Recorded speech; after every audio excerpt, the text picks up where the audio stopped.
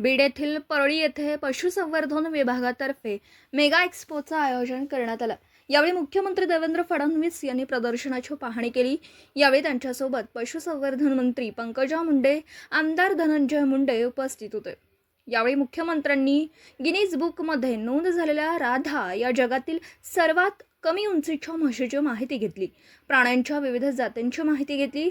पशुपालक समृद्धीबरोबर पशुधन व वेगवेगळ्या प्रजाती वाढीसाठी राज्य सरकार सर्वतोपरी मदत करणार असल्याची ग्वाही मुख्यमंत्री देवेंद्र फडणवीस यांनी केली।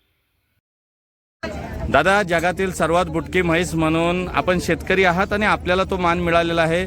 मुख्यमंत्री देवेंद्र फडणवीस, पंकजा मुंडे यांनी देखील भेट दिलेली आहे, कौतुक केलेलं आहे, काय सांगाल? सुरुवातीला तर धन्यवाद, ज्यांनी आम्हाला इथं येण्याची संधी दिली। महापूजन एक्सपोमध्ये कमिशनर ऑफिस पुण्यात आम्हाला इथं आमंत्रित करण्यात आलं, त्यांचे पहिला धन्यवाद। विशेष म्हणजे जे आम्हाला संधी भेटलेली आहे या ठिकाणी विशेष आकर्षणाची, त्यामध्ये तिला आम्हाला जी महाराष्ट्रामध्ये पहिलं गिनी वर्ल्ड रेकॉर्ड भेटलंय त्याचा हा गोष्टी सन्मान आपल्या या ठिकाणी झालेला आहे। वर्ल्ड रेकॉर्ड म्हणजे महाराष्ट्रामध्ये पहिलंच भेटलेलं आता। काय सांगेल, कोणती जात आहे, कशा पद्धतीचं दूध देण्याची पद्धती काय, आईची उंची कशी आहे? सुरुवातीला सांगा झालं तर माझे नाव अनिकेत त्रिंबक बोराटे, राहणार मलवडी, तालुका मान, जिल्हा सातारा। मागच्या 2 महिन्यापूर्वी आपल्या राधाने जागतिक विश्व विक्रम नोंदवला, त्यामध्ये जे guinea book of world record मध्ये जगातील सर्वात छोटी म्हैस अशी नोंद झाली। विशेष म्हणजे तिची उंची 2 फूट 8 इंच, वजन 290 किलो, आता ती 3.5 वर्ष झालेली आहे। आतापर्यंत राधाने 25 कृषी प्रदर्शने केली, त्यामध्ये महाराष्ट्रामध्ये तसेच महाराष्ट्रभर आपल्याला कर्नाटक या ठिकाणी जाण्याची संधी भेटली।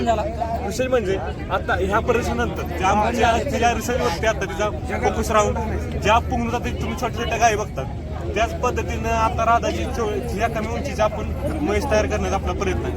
विशेष म्हणजे तिच्या एवढ्या उंचीमुळे आता ती आपल्या महाराष्ट्रपूर्वी मर्यादित राहिलो, तिची आताची परिस्थिती अख्खी जगभर पसरली आहे।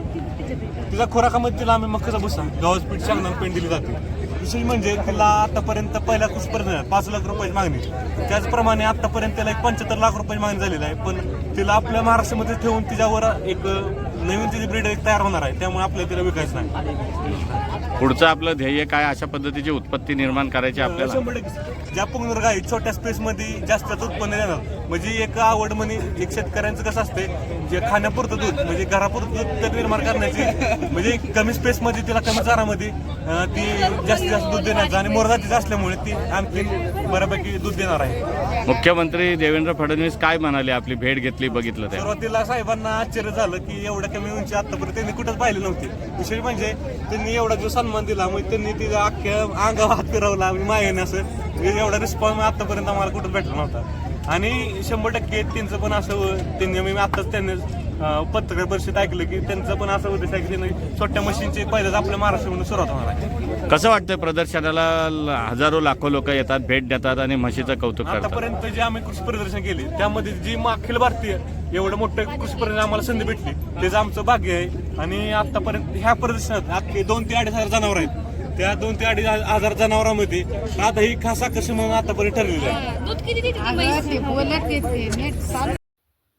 Video reporter Dhamsheel Sawant, KTV news, Raigad.